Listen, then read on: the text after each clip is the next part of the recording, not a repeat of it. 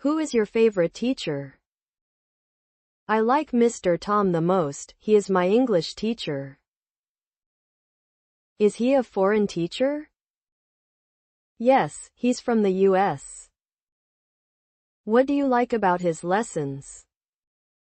I have fallen in love with his American accent, and he always shows us something new about the world, outside of textbooks. What's he like? He's not only knowledgeable but also very friendly. He always treats us like friends, not students.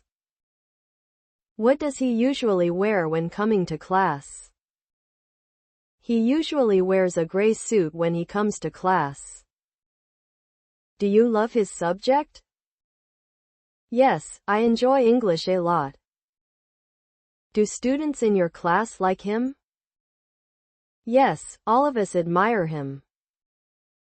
Do you want to be a teacher like him? No, although I like him, my dream is not to become a teacher. I would like to be a chef.